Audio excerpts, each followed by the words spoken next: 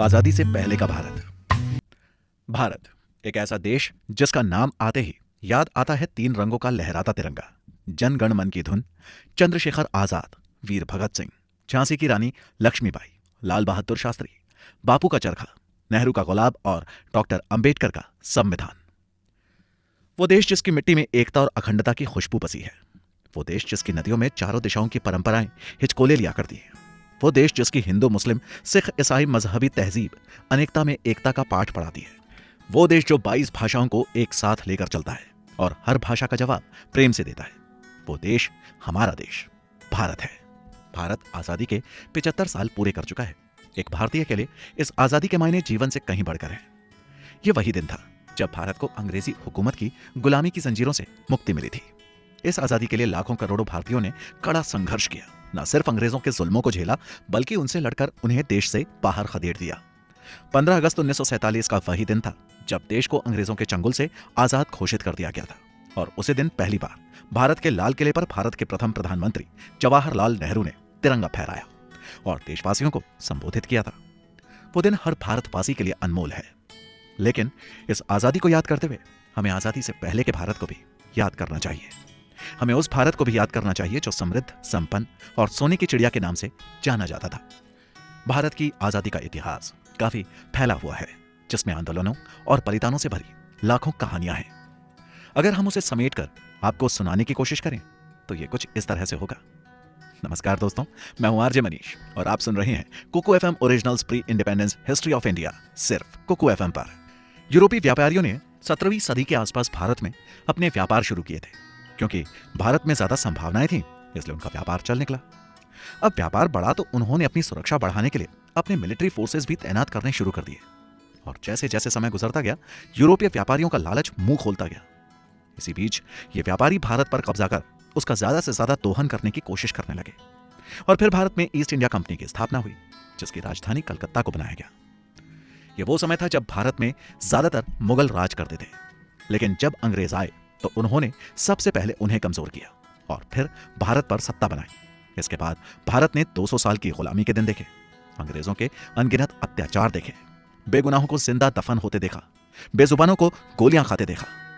लेकिन इस गुलामी के बीच कुछ नौजवान, कुछ जिंदा दिल क्रांतिकारी ऐसे भी थे जिन्होंने देश को आजादी दिलाने की कसम खाई थी। इस कसम की शुरुआत हुई 1857 की उस क्रांति से, जिसने देशवासियों के दिलों में आजाद होने के उस लौ को जला दिया था, जिसे भारतीय स्वतंत्रता संग्राम की कई लड़ाइयों ने एक आग का रूप दे दिया। यह क्रांति भारत में अंग्रेजों से आजादी की पहली लड़ाई थी, जो पूरी तरह से ब्रिटिश ईस्ट इंडिया कंपनी के अगेंस्ट थी। ऐसा माना जाता है कि इस क्रांति की शुरुआत मंगल पांडे की बगावत से स्टार्ट हुई थी। मंगल पांडे ब्रिटिश रेजिमेंट में एक सैनिक थे। रेजिमेंट में इस्तेमाल किए जाने वाले कारतूस में गाय के मांस की चर्बी का इस्तेमाल किया जाना मंगल पांडे को मंजूर नहीं था। और फिर गायों को बचाने के लिए ब्रिटिश सेना के खिलाफ मंगल पांडे ने बगावत शुरू कर दी। इस बगावत में उन्होंने बैरकपुर रेजिमेंट के सबसे बड़े अफसर की हत्या कर दी थी। ये लौ जो मंगल पांडे ने जलाई थी, उसे आने वाले समय में कई क्रांतियों के जरिए हवा मिलती रही। लोगों को जागरूक करने के लिए कई तरह की ऑर्गेनाइजेशंस की स्थापना की जाने लगी थी। दादा भाई नेरोजी ने 1867 में ईस्ट इंडिया एसोसिएशन की स्थापना की और 1876 में सुरेंद्र नाथ बनर्जी ने इंडियन नेशनल एसोसिएशन की स्थापना की। इन ऑर्गेनाइजेशंस की मदद से लोगों में एकता लाने का काम किया जाने लगा। इसी दौरान 1885 में इंडियन नेशनल कांग्रेस की स्थापना की गई। इंडियन नेशनल कांग्रेस में कई तत्कालिक दिग्गज नेता शामिल थे। महात्मा गांधी के नेतृत्व में सविनय अवज्ञा आंदोलन, चंपारण सत्याग्रह, दांडी मार्च और भारत छोड़ो आंदोलन हुए। इन आंदोलनों की वजह से अंग्रेजी हुकूमत की जड़ें हिलने लगी थी। जिस भारत को आज हम जानते हैं, वो हमारा संपूर्ण भारत नहीं है। क्या आप भी यही सोचते हैं? क्या आजादी के पहले का भारत अब खत्म हो चुका है? कैसा था आजादी से पहले का भारत? किन क्षेत्रों को खो चुका है आजाद भारत? क्या आजादी से पहले का भारत आज के भारत से बेहतर था? ऐसे बहुत सारे सवालों के जवाब आपको हमारी इस सीरीज में मिलने वाले हैं। इस सीरीज में बताई गई जानकारी बहुत से अलग सोर्सेज से ली गई है, जैसे न्यूज़पेपर्स, आर्टिकल्स, ब्लॉग्स। अगर इसमें कुछ कमी रह जाती है तो आप हमें कमेंट करके बता सकते हैं। हम इसे सुधारने का पूरा प्रयास करेंगे। तो जुड़ जाइए हमारे साथ आजादी से पहले के भारत को जानने के लिए। एपिसोड 2, भारत में मुगलों का साम्राज्य। भारत ने अंग्रेजों की 200 साल की गुलामी झेली और उससे पहले कई शासकों के कहर भी झेले। भारत पर 11 बड़े विदेशी शासकों ने राज किया था, जिसमें सबसे पहले मुगल शासक आए। मुगलों ने भारत से जितनी संपन्नता हासिल की, उतनी शायद ही किसी और ने की होगी। मुगलों के भारत में आने की वजह एक युद्ध था जो 1526 में इब्राहिम लोदी और बाबर के बीच पानीपत में हुआ था। इस युद्ध में जीत के बाद भारत में दिल्ली सल्तनत के शासन का खात्मा हो गया था और बाबर ने दिल्ली और आगरा पर कब्जा कर लिया। बाबर ने भारत पर 5 बार हमला किया था। उसने 1519 में यूसुफजई जाति के खिलाफ भारत में अपना पहला युद्ध छेड़ा था। इसमें बाबर ने बाजौर और भेरा को अपने कब्जे में कर लिया था। बाबर के बाद हुमायूं दूसरा मुगल शासक था। वो 23 साल की उम्र में मुगल सिंहासन पर बैठ गया था। हुमायूं और शेरशाह के बीच हुई कन्नौज और चौसा की लड़ाई में शेरशाह ने हुमायूं को हरा दिया था। शेरशाह सूरी जो भारत में जन्मे पठान थे, उन्होंने उत्तर भारत में सूरी की नींव डाली थी। उनसे हारने के बाद हुमायूं भारत छोड़कर चला गया था। उसके बाद हुमायूं ने 1555 में सिकंदर को हराकर दिल्ली का राज सिंहासन संभाला था और वो मुगल सम्राट हुमायूं ही थे जिसने हफ्ते के 7 दिन 7 अलग अलग रंग के कपड़े पहनने का नियम बनाया था। फिर हुमायूं की मौत के बाद उनके बेटे अकबर ने मुगल सल्तनत की राजगद्दी को संभाला। 14 साल की उम्र में अकबर को सुल्तान बना दिया गया, लेकिन उनके संरक्षक के तौर पर उनके पिता के मंत्री बैरम खान को रखा गया था। अकबर के शासनकाल में मुगल साम्राज्य की एक नई शुरुआत हुई थी, इसलिए अकबर को मुगलों में सबसे सफल माना जाता है। सम्राट महाराणा प्रताप ने हल्दी घाटी के युद्ध में अकबर को कड़ी टक्कर दी थी और अकबर की हार उसमें तय थी, लेकिन महाराणा प्रताप के अपनों ने ही उनके साथ गद्दारी की और उसके चलते महाराणा प्रताप युद्ध हार गए थे। इस दौरान भारतीय उपमहाद्वीप के ज्यादातर हिस्से पर मुगल साम्राज्य का विस्तार हो गया था। अकबर ने पंजाब, दिल्ली, आगरा, राजपुताना, गुजरात, बंगाल, काबुल, कंधार में अपना साम्राज्य स्थापित कर लिया था। इतना ही नहीं, अकबर के शासनकाल के दौरान आगरा किला, बुलंद दरवाजा, फतेहपुर सीकरी, हुमायूं मकबरा, इलाहाबाद किला, लाहौर किला और सिकंदरा में उनका खुद का मकबरा समेत कई वास्तुशिल्प कृतियों का निर्माण भी कराया गया था। अकबर का अपना दीन इलाही धर्म था जो धार्मिक विभिन्नताओं और मतभेदों को दूर करने के लिए संपूर्ण देश में एकता और सामंजस्य की स्थापना करने के उद्देश्य से बनाया गया था। अकबर ने इस धर्म की कल्पना इसलिए की ताकि इसमें सभी धर्मों की अच्छी बातें सम्मिलित हो सके और इसे हर कोई सहज स्वीकार कर ले।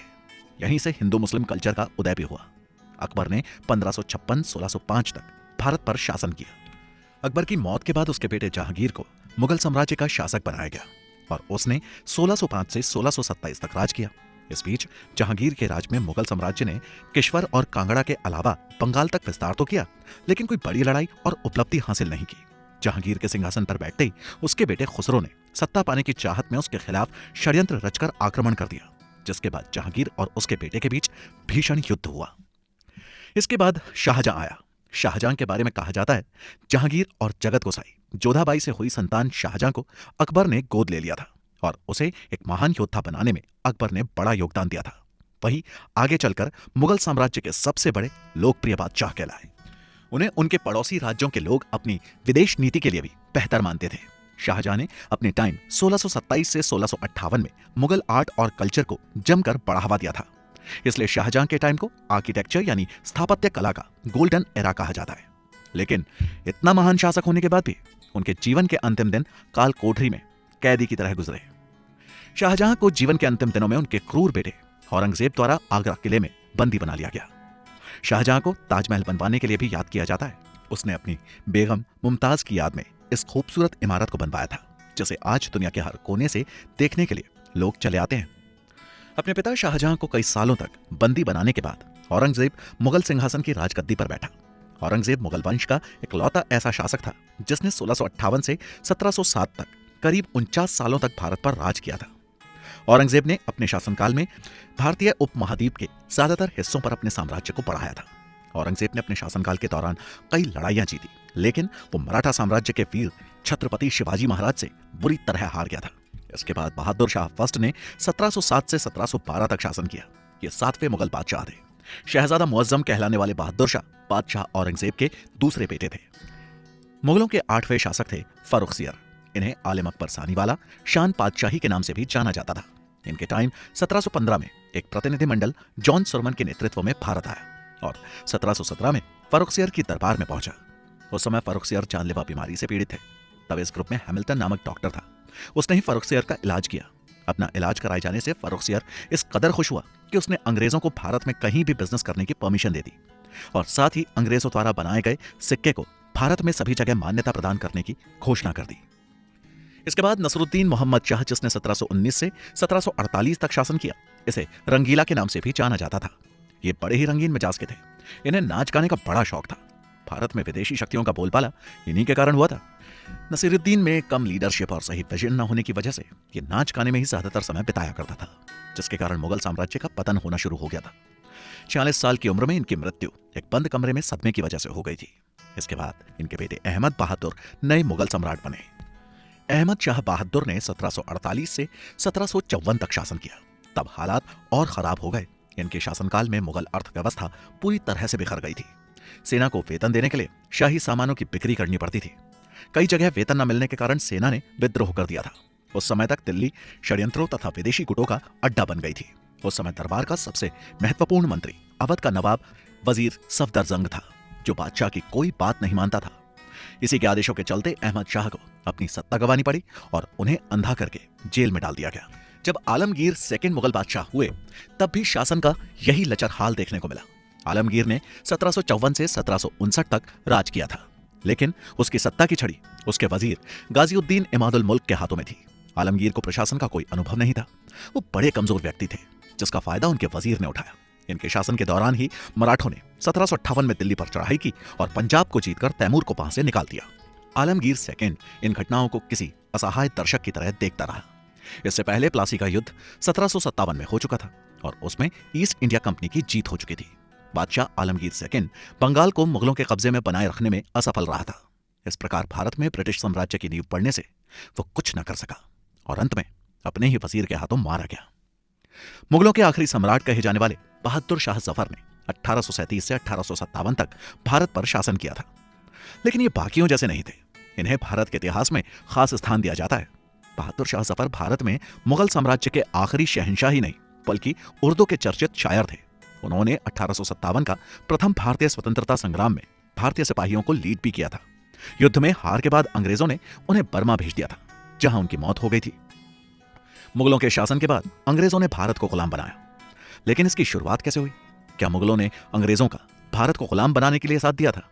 क्या मुगल जानते थे अंग्रेजों की योजना? अगर मुगलों ने भारत को बनाया तो कैसे अंग्रेजों का दे दिया साथ? क्या बीच में कहीं पर है कोई बड़ा झोल? इन सारे सवालों के जवाब मिलेंगे Kuku FM original pre independence history of India के अगले एपिसोड में। Episode 3, British East India Company. Bharat पर राज करने की इच्छा के लिए मुगल आए और उन्होंने 300 सालों तक अपनी सत्ता को काबिज रखा। इस दौरान उन्होंने भारत को कई नेमतें दी, तो इसके साथ ही अंग्रेजों के आगमन की राह को आसान बना दिया। प्लासी युद्ध जीतने के बाद ईस्ट इंडिया कंपनी भारत में दाखिल हो चुकी थी, लेकिन यह सिर्फ एक घटना है जिसका जिक्र इतिहास में विस्तृत रूप में किया गया है, जबकि ऐसी कई घटनाएं थी जब अंग्रेजों को भारत में पैर जमाने के मौके मिले। इन मौके की शुरुआत तब हुई जब दिल्ली के तख्त पर मुगल बादशाह जलालुद्दीन मोहम्मद अकबर की हुकूमत थी। अकबर दुनिया के सबसे अमीर और दौलतमंद बादशाहों में से एक थे। उस वक्त तक दुनिया के कुल उत्पादन का 1/4 माल भारत में तैयार होता था, जिसकी वजह से ही भारत को सोने की चिड़िया कहा जाता था। वहीं उस दौर में ब्रिटेन में जब महारानी एलिजाबेथ फर्स्ट की हुकूमत चला करती थी, तब ब्रिटेन गृह युद्ध से उबर रहा था। उनकी अर्थव्यवस्था पूरी तरह से खेती बाड़ी पर निर्भर थी और दुनिया के कुल उत्पादन का महज 3% माल वहां तैयार होता था। यूरोप की मेन पावर्स पुर्तगाल और स्पेन व्यापार में ब्रिटेन को पीछे छोड़ चुकी थी। व्यापारियों के रूप में ब्रिटेन के समुद्री लुटेरे पुर्तगाल और स्पेन के व्यापारिक जहाजों को लूटकर ही संतुष्ट रहा करते थे। इसी दौर में देश विदेश घूमने वाले ब्रिटेन व्यापारी राल्फ फिच को हिंद महासागर, मेसोपोटामिया, फारस की खाड़ी और दक्षिण पूर्व एशिया की व्यापारिक यात्राएं करते हुए भारत की समृद्धि और संपन्नता के बारे में पता चला। लेकिन वो काफी लंबी लंबी यात्राएं करता था, इसलिए एक वक्त आया जब उसे मृत मान लिया गया। इसके बाद एक दूसरे सर जेम्स लैंगस्टर ने भारत की तरफ रुख किया, लेकिन इस बार वो अकेले नहीं थे। उनके साथ ब्रिटेन के 200 से ज्यादा प्रभावशाली और व्यावसायिक एक्सपर्ट्स भी उनका साथ देने के लिए भारत की ओर बढ़ चले थे। उन्होंने 31 दिसंबर 1600 को एक नई कंपनी की नींव डाली, जिसका नाम ईस्ट इंडिया कंपनी रखा गया। साथ ही उन्होंने महारानी से पूर्वी एशिया में व्यापार पर एकाधिकार की परमिशन भी ले ली। इसके बाद कंपनी ने भारत में व्यापार के जरिए पैर पसारने की संभावनाओं को देखने के लिए पहला शिप यानी जहाजी अभियान विलियम हॉकिंस के लीडरशिप में भेजा। हॉकिंस उस समय के बादशाह जहांगीर से फैक्ट्री लगाने की परमिशन के लिए आगरा दरबार में उनसे मिलने गए, लेकिन उन्हें कामयाबी नहीं मिली। इसके बाद एक बार फिर किंग जेम्स से कंपनी ने रिक्वेस्ट की कि वो संसद सदस्य और एक्सपीरियंस्ड पॉलिटिशियन टॉमस रो को भारत भेजे। 1616 में जब रो आगरा पहुंचे तो उन्हें पहली बार में कामयाबी नहीं मिली, लेकिन फिर वे वहां अगले 3 साल तक रुके और इस दौरान लगातार कोशिशें करते रहे। लेकिन इस दौरान जहांगीर ने उनमें कोई खास रुचि नहीं ली, लेकिन कई मिन्नतों के बाद कुछ बिजनेस परमिशंस कंपनी को मिल गई। जहांगीर ने ईस्ट इंडिया कंपनी के साथ जिस बिजनेस एग्रीमेंट पर साइन किए थे, उसके अनुसार कंपनी और ब्रिटेन के सभी व्यापारियों को उपमहाद्वीप के हर बंदरगाह और खरीदने बेचने के लिए जगहों के इस्तेमाल की इजाजत दे दी गई थी। इसके बदले में यूरोपीय उत्पादों को भारत को देने का वादा किया गया था। लेकिन हैरानी की बात यह थी कि तब ऐसा कुछ नहीं बनता था जिसे भारत को दिया जा सकता था, यानी ये डील धोखे से की गई थी। लेकिन जब बात बिगड़ती दिखी, तब तय हुआ कि कंपनी के जहाज राजमहल के लिए जो भी उपहार लाएंगे उन्हें सहर्ष स्वीकार किया जाएगा। बादशाह से परमिशन मिल चुकी थी, तो अब ईस्ट इंडिया कंपनी भारत से सूत, नील, चाय खरीदती और विदेशों में उन्हें डबल प्राइस में बेचकर बड़ा प्रॉफिट कमाती थी। धीरे धीरे व्यापार चल निकला और देखते देखते कंपनी बड़ी होती गई। जब कंपनी बड़ी हुई तो उसने अपना विस्तार किया और अगले 100 सालों में कंपनी ने लगभग पूरे भारत पर अपना मकर जाल फैला दिया। भारत में अपना जाल फैलाने की शुरुआत साल 1670 में हुई, जब ब्रिटिश सम्राट चार्ल्स सेकंड ने ईस्ट इंडिया कंपनी को विदेश में युद्ध लड़ने और उपनिवेश स्थापित करने की अनुमति दे दी। ब्रिटिश सेना के सशस्त्र बलों ने पहले भारत में पुर्तगाली, डच और फ्रांसीसी राइवल्स का मुकाबला किया और ज्यादातर युद्ध जीत लिए। और फिर इसी तरह धीरे धीरे उसने बंगाल के तटीय क्षेत्रों को अपने कंट्रोल में ले लिया। इसके बाद 17वीं सेंचुरी के आखिर तक आते आते ईस्ट इंडिया कंपनी चीन से रेशम और चीनी मिट्टी के बर्तन खरीदा करती थी और उसका भुगतान चांदी देकर करती थी, क्योंकि उनके पास कोई भी ऐसा सामान नहीं होता था जिसे चीन को बदले में दिया जा सके। लेकिन इससे कंपनी का नुकसान हो रहा था, जिसे ठीक करने के लिए इसका एक उपाय निकाला गया। उपाय की शुरुआत के लिए बंगाल में पोस्ते यानी खसखस की खेती की गई और बिहार में अफीम को बनाने के लिए कारखाने लगाए गए और फिर इस अफीम को तस्करी के जरिए चीन पहुंचाया जाने लगा। हालांकि उस वक्त तक चीन में अफीम का इस्तेमाल बहुत ही कम किया जाता था, लेकिन जब चीनी एजेंटों के माध्यम से ईस्ट इंडिया कंपनी ने लोगों के बीच अफीम को बढ़ावा दिया, तब ये चल निकला और फिर ईस्ट इंडिया कंपनी ने अफीम के व्यापार से रेशम और चीनी के बर्तन भी खरीदे और जमकर मुनाफा भी कमाया। 1707 में बादशाह औरंगजेब की मृत्यु के बाद जब अलग अलग जगह के लोग एक दूसरे के खिलाफ हो गए थे, तब कंपनी ने इस मौके का फायदा उठाया और लाखों की संख्या में स्थानीय लोगों को सेना में भर्ती कर लिया। उसी वक्त यूरोप में होने वाली औद्योगिक क्रांति का दौर चला, तो सभी युद्ध तकनीक में अच्छे हो गए। आगे चलकर इसी छोटी लेकिन प्रभावी सेना ने पुरानी तकनीक से लैस मुगलों, मराठों, सिखों और लोकल नवाबों की बड़ी सेनाओं को एक के बाद एक हराना शुरू कर दिया। नवाब सिराजुद्दौला की सेना के सेनापति मीर जाफर के मन में शासक बनने की इच्छा को ईस्ट इंडिया कंपनी ने भांप लिया और उसे सत्ता का लालच देकर अपने साथ मिला लिया। इसके बाद जब 23 जून 1757 को प्लासी में कंपनी और नवाब की सेनाओं के बीच युद्ध हुआ, तब विश्वासघात के कारण अंग्रेज जीत गए और मीर जाफर को बंगाल के सिंहासन पर बिठा दिया। लेकिन ये अंग्रेजों की चाल थी, जिसे उन्होंने मीर जाफर से रेवेन्यू कमाने के लिए चला था और इस तरह से भारत में लूटपाट के युग की शुरुआत हुई। इसके बाद जब मीर को अपनी गलती का पता चला और उसने कंपनी से पीछा छुड़ाने के लिए डच सेना की मदद ली, तब युद्ध जीतकर कंपनी ने बंगाल का प्रशासन अपने हाथ में ले लिया। अब कंपनी नए नए करों का बोझ यानी टैक्सेस लादती जा रही थी और बंगाल का सामान सस्ते दामों में खरीदकर उसे दूसरे देशों में महंगे दामों में बेचने लगी। क्योंकि ईस्ट इंडिया कंपनी एक व्यापारिक कंपनी थी, लेकिन फिर भी उसने 2.5 लाख सैनिकों की एक फौज अपने साथ रखी हुई थी, जिसका इस्तेमाल वो तब करती जब उसे व्यापार से मिलने वाले प्रॉफिट की संभावना कम होती दिखाई देती थी। मतलब जहां प्रॉफिट नहीं मिलता, वहां सेना भेजकर प्रॉफिट ले लिया जाता।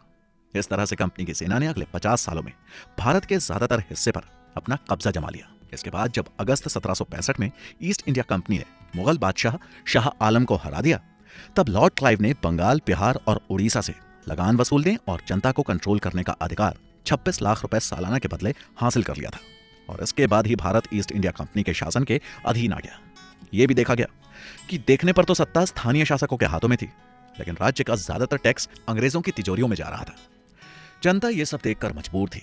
कंपनी यही नहीं रुकी, उसने मानवीय त्रासदी में भी लाभ कमाया। जो चावल 1 रुपए का 120 सेर मिलता था, उसे बंगाल के अकाल के दौरान 1 रुपए में केवल 3 सेर दे रहे थे। कंपनी के शासनकाल के दौरान 34 बार अकाल पड़ा। इतना ही नहीं, मुगल शासन के टाइम पर जब भी अकाल पड़ता तब टैक्स को कम कर दिया जाता था, लेकिन ईस्ट इंडिया कंपनी ने अकाल के टाइम टैक्स को बढ़ा दिया। हालात ऐसे बन गए थे कि लोग एक एक रोटी के लिए अपने बच्चों को बेचने लगे थे। नमक जैसी दैनिक जीवन में इस्तेमाल की जाने वाली चीजों पर भी टैक्स लगा दिया गया, जिससे नमक की खपत तो आधी हो गई, लेकिन नमक का कम उपयोग करने के कारण गरीबों की हेल्थ पर बहुत बुरा प्रभाव पड़ा और हैजा लू से होने वाली मौतें बढ़ती गई। भारत को ईस्ट इंडिया कंपनी ने एक इंडस्ट्रियल कंट्री की जगह एक कृषि प्रधान देश में बदल दिया, ताकि ब्रिटेन में बनने वाला सामान भारत में बेचा जा सके।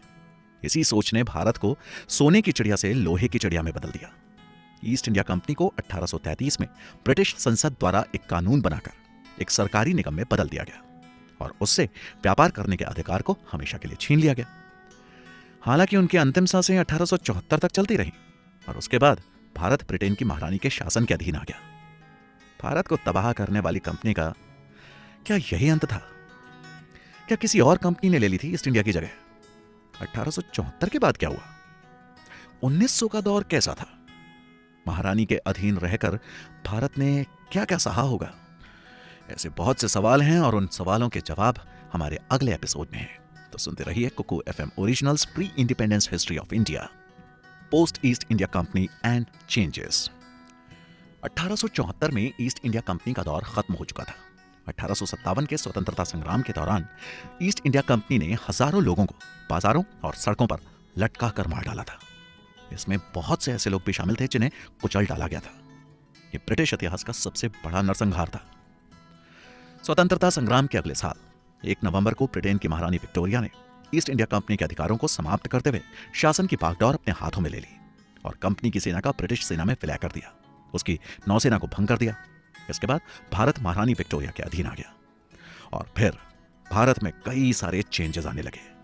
कहते हैं कि विक्टोरिया इतनी उदार थी कि उनके इसी गुण के कारण भारतीयों के बीच वो बहुत फेमस थी। उन्होंने केवल 18 साल की एज में ही राजगद्दी को संभाल लिया था। महारानी विक्टोरिया ने भारत की शासिका के तौर पर जब गद्दी संभाली तब कुछ ऐसी घोषणाएं की।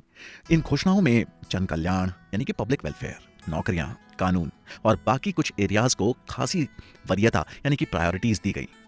महारानी की घोषणा के अनुसार इंग्लैंड में भारत के शासन की देखरेख और उसे कंट्रोल करने के लिए एक मंत्री अलग से नियुक्त किया गया, जिसे भारत मंत्री नाम दिया गया, जो सिर्फ ब्रिटिश संसद के प्रति रिस्पॉन्सिबिलिटी रखता था। भारत में जो गवर्नर जनरल थे वो वायसराय कहलाने लगे, क्योंकि भारत में वो ब्रिटिश शासन का प्रतिनिधि था। इतना ही नहीं, इसकी सहायता के लिए 4 सदस्यों की एक समिति भी बनाई गई थी। इसके साथ ही राजपूत, मराठा और सिख समुदाय के प्रमुखों और हैदराबाद के निजामों को अंग्रेजों के प्रति निष्ठा रखने के लिए उन्हें पुरस्कृत किया गया। लगान के तरीकों में सुधार और इसके प्रबंध के क्षेत्रों में सहयोग देने वाले जमींदारों को ब्रिटिश प्रतिनिधियों की मान्यता दी गई। इससे यह फायदा हुआ कि यही लोग बाद में ब्रिटिश प्रशासन के एजेंट के रूप में काम करने लगे। इन बदलावों के बीच ब्रिटिश सरकार को अपनी सेना को भी बदलना पड़ा, लेकिन इस बदलाव का उन पर विपरीत प्रभाव ना पड़े इसलिए सेना में भर्ती के लिए ब्रिटिश मूल के अधिकारियों को ज्यादा संख्या में रखा गया। भारतीय सैनिकों से मारक हथियारों और तोपों को दूर रखा गया और भर्ती करते समय यह ध्यान दिया गया कि भेदभाव बना रहे, इसलिए कास्ट, एरिया और ग्रुप्स के आधार पर चयन किया गया। इसके साथ ही पॉलिटिकली और एडमिनिस्ट्रेटिवली यानी कि राजनीतिक और प्रशासनिक तौर पर भी चेंजेस हुए। भारत में इसकी शुरुआत ब्रिटिश सरकार ने इंडियन काउंसिल एक्ट से की। 1861 में इस एक्ट के जरिए गवर्नर जनरल की काउंसिल का नाम बदलकर इंपीरियल लेजिस्लेटिव काउंसिल कर दिया गया। उनमें कम से कम आधे गैर सरकारी सदस्य होते थे। इंपीरियल लेजिस्लेटिव काउंसिल के पहले 3 गैर सरकारी भारतीय सदस्य महाराजा पटियाला, महाराजा बनारस और ग्वालियर के सर दिनकर राव थे। इस समिति के पास कानून बनाने के अधिकार बिल्कुल लिमिटेड थे, लेकिन जब देखा गया कि इस एक्ट में भारत की शासन व्यवस्था में जो सुधार किए गए उससे जनता खुश नहीं थी, तब जनता की मांगों को ध्यान में रखते हुए 1892 एक्ट पास किया गया। इसके अंदर वायसराय की परिषदीय सदस्य टीम को बढ़ाकर 12 से 16 कर दिया गया। साथ ही परिषदीय सदस्यों को शासन से जुड़े सवाल पूछने और बजट पर विचार विमर्श करने का भी अधिकार दिया गया। उधर एडमिनिस्ट्रेटिवली चेंजेस के साथ साथ लोकल गवर्नमेंट में भी बदलाव किए गए। ग्रामीण प्रदेशों में स्थानीय बोर्ड की स्थापना की गई। हर जिले में जिला उप विभाग, तहसील बोर्ड बनाने का नियम रखा गया। नगरों में नगर पालिकाएं रखने के निर्देश दिए गए। इन संस्थाओं के लिए निश्चित काम और उनके इनकम के साधन भी बताए गए। इन्हें लोकल लेवल पर गलियों रोशनी करने, रास्तों को साफ रखने, शिक्षा, पानी की सप्लाई, मेडिकल सुविधाएं देने जैसे काम सौंपे गए। इन बदलावों को 1883 से 1885 के बीच स्थानीय स्वशासन अधिनियम के अंतर्गत पारित किया गया। महारानी विक्टोरिया ने अपनी घोषणाओं में सिविल सेवा एक्ट को भी शामिल किया। सिविल सेवा एक्ट 1861 के अनुसार समस्त महत्वपूर्ण पदों पर ICS नियुक्त किए जाएंगे। इनका सिलेक्शन लंदन में होने वाली एक ईयरली ओपन कंपटीशन के जरिए होता था। इस परीक्षा की भाषा अंग्रेजी थी। शुरुआत में इस परीक्षा के लिए मैक्सिमम एज 23 साल रखी गई थी, जिसे बाद में घटाकर 21 साल कर दिया गया और फिर उसे साल 1876 में घटाकर 19 साल कर दिया गया। 1863 में सत्येंद्रनाथ टैगोर इस परीक्षा में सफलता पाने वाले पहले भारतीय बने थे। इसमें एज लिमिट कम होने के कारण इंडियंस इसमें शामिल नहीं हो पाते थे और सिर्फ ब्रिटिश ही police, public service, medical, technical, engineer, railway और कस्टम जैसे डिपार्टमेंट्स में जा सकते थे। हालांकि बाद में 1918 में इन परीक्षाओं का भारतीयकरण किया जाना शुरू हो गया था, लेकिन फिर भी अधिकार और नियंत्रण के पदों पर अंग्रेज ही अधिकारी बने रहे। इस परीक्षा को आज IAS कहा जाता है। और इसका फॉर्मेट भी पहले के फॉर्मेट से काफी कुछ मिलता जुलता है। इसी तरह सेना और पुलिस का पुनर्गठन किया गया। साल 1857 के पहले बंगाल, चेन्नई, मुंबई की अपनी अलग अलग सेना थी जो स्वतंत्र रूप से काम किया करती थी। 1896 में इनका एकीकरण कर दिया गया और इसे ब्रिटिश सेनाध्यक्ष के अधीन रखा गया। इसमें भारतीयों के मुकाबले यूरोपीय सैनिकों का अनुपात लगभग दुगना कर दिया गया। भारतीयों को सिर्फ सूबेदार रेंज तक ही रखा जाता था, जबकि बाकी पदों पर यूरोपियों को रखा जाता था। ऐसा फर्स्ट वर्ल्ड वॉर तक चला। जब सेना और पुलिस का पुनर्गठन हुआ तब देश की कानून व्यवस्था को भी सुधारा गया। पहले जहां शास्त्रों, शरीयत और शाही फरमानों के आधार पर सजा दी जाती थी, वहां अब कानून की नई सीरीज लाई गई और कानूनों को कोडिफाइड किया गया। अब सभी कानून की नजर में समान थे। बिना किसी कास्ट, रिलीजियस या ग्रुप के आधार के भेदभाव के बिना ही कानून लागू किया गया। लेकिन इस बदलाव के बावजूद हुआ यह कि अब न्याय प्रणाली अधिक खर्चीली और अधिक समय लेने लगी। इसी के साथ फाइनेंशियल गवर्नमेंट पर भी नजर डाली गई और जहां कभी बजट नहीं बनाया जाता था, वहां बजट की व्यवस्था की गई। सेंट्रल और लोकल गवर्नमेंट के बीच आय के वितरण के बारे में निर्णय लिया गया, जिसमें पोस्ट ऑफिस, रेलवे, अफीम, नमक की बिक्री और चुंगी से होने वाली आय को पूरी तरह से सेंट्रल के लिए सुरक्षित रखा गया। इसके साथ ही अदालतों में स्टैंप ड्यूटी टैक्स लाया गया। साथ ही 1892 के एक्ट के द्वारा विधान परिषद के सदस्यों को बजट पर विचार करने का अधिकार दिया गया। अब शिक्षा क्षेत्र की बारी थी, लेकिन यहां अंग्रेजों की सोच ये रही कि अगर वो शिक्षा में अंग्रेजी को लाते हैं तो उनका समर्थन लेने वाले ज्यादा हो जाएंगे। इस सोच के साथ भारत में अंग्रेजी भाषा और अंग्रेजी साहित्य आया। हालांकि ईस्ट इंडिया कंपनी के आने से पहले से भारत में पाठशाला, मकतब और मदरसे मौजूद थे, लेकिन कंपनी के आने के बाद वो सब खत्म हो गए। जब अंग्रेजी शिक्षा की बात चली तो बाकी भाषाएं और विषयों को सिखाने की भी बात हुई, जिसमें संस्कृत, अरबी, फारसी, कानून, तर्कशास्त्र, व्याकरण और चिकित्सा विज्ञान को शामिल किया। देश में जो ट्रेडिशनल एजुकेशन पॉलिसी चल रही थी, उसे हटाकर वेस्टर्न एजुकेशनल सिस्टम को बढ़ावा दिया जाने लगा। इसके साथ ही शिक्षा का प्रसार करने का काम भी बखूबी किया गया। देश में विश्वविद्यालय खोले गए, जिनमें अलीगढ़ और वाराणसी विश्वविद्यालय मेन रहे। साथ ही राष्ट्रीय शिक्षा परिषद की स्थापना होने के बाद स्कूल और कॉलेज खोले जाने लगे। इसी कड़ी में जामिया मिलिया इस्लामिया की नींव पड़ी। रविंद्रनाथ ठाकुर ने शांति निकेतन में विश्व भारती की स्थापना की। छात्रों को आत्मनिर्भर बनाने के उद्देश्य से महात्मा गांधी जी ने बेसिक एजुकेशन की योजना तैयार की। इस तरह से नए स्कूल और कॉलेज मिले और इनमें अंग्रेजी भाषा पर जोर दिया जाने लगा। हालांकि इसका लक्ष्य अंग्रेजों की अपनी राजनीतिक सत्ता को मजबूत करना था। 18वीं सेंचुरी तक अंग्रेजों ने देश के धार्मिक, सामाजिक और सांस्कृतिक जीवन में दखल न देने की नीति अपनाई हुई थी, लेकिन 19वीं सेंचुरी के आते ही उन्होंने भारतीय समाज और उसकी संस्कृति में परिवर्तन करने के लिए कुछ कदम उठाए। ब्रिटिश प्रशासन भारतीयों में आधुनिक सोच पैदा करना चाहता था, लेकिन वहीं तक जहां तक उनके हितों को नुकसान न हो। इसलिए उन्होंने भारत में मॉडर्नाइजेशन की संतुलित नीति अपनाई। इसी के चलते अंग्रेजों ने कई हजारों किलोमीटर की रेलवे लाइंस बनाई, जिससे आवागमन तेज हो सके और व्यापार को बढ़ावा मिले। अंग्रेज ठंडे देशों से आए थे, उन्हें भारत की गर्मी सहन करने की आदत नहीं थी, इसलिए उन्होंने शिमला, नैनीताल और दार्जिलिंग में अपने घर बसाए। उन्होंने नहरों, कुओं, तालाबों इन सब का निर्माण करवाया ताकि खेती आसानी से हो सके और उत्पादन बढ़ाया जा सके। साथ ही लगान भी ज्यादा से ज्यादा लिया जा सके। अंग्रेजों ने भारतीयों के रीति रिवाजों को असभ्यता का प्रतीक बताया और उसे गतिहीन बताकर उसकी निंदा की। इसके पीछे कारण यह था कि अंग्रेज भारतीयों को लॉजिकली अपने अनुकूल नहीं मानते थे और इसीलिए भारतीयों का रिवाजों को मानना उन्हें तर्कहीन लगता था। लेकिन इसका एक फायदा यह हुआ कि उस समय भारत में कई कुरीतियों ने जन्म ले लिया था, जिन्हें दूर करने के लिए कुछ ब्रिटिश शासकों ने भी अपना योगदान दिया। अंग्रेजों ने भले ही अपने फायदे के लिए भारत में मॉडर्नाइजेशन की संतुलित नीति अपनाई थी, लेकिन इससे भारतीयों को बड़ा लाभ हुआ। अंग्रेजों द्वारा लागू की गई शिक्षा से भारतीयों की संकुचित सोच को तोड़ा और उनमें दुनिया को देखने की नई नजर और जिज्ञासा भरी। नई सोच और विकसित ज्ञान की वजह से ही समाज में फैली कुरीतियों और अंधविश्वासों को खत्म किया जा सका। रेलगाड़ियों के चलने से न केवल आना जाना सरल हुआ, बल्कि इससे छुआछूत और जाति प्रथा को कम करने में सहायता मिली। लेकिन इसके बाद भारत ने कैसे उड़ान भरी? 1900 के दौर में आते आते भारत में राजनीतिकरण कैसे हुआ? देश को आजाद कराने की राह कैसे खुली? जिन बदलावों को भारत ने अपनी प्रगति समझ के स्वीकारा, वो कैसे आगे चलकर उनके लिए काल साबित हुआ? अंग्रेजों की बनाई गई नीतियां कैसे भारतीयों पर भारी पड़ गई? इन सब सवालों के जवाब भी मिलेंगे, बस अगले एपिसोड तक का इंतजार आपको करना होगा। जैसा आप स्क्रीन पे देख सकते हैं कि नॉट सब्सक्राइब परसेंटेज 100% है, तो प्लीज़ अगर वीडियोस पसंद आती है तो चैनल को सब्सक्राइब कर दिया करें।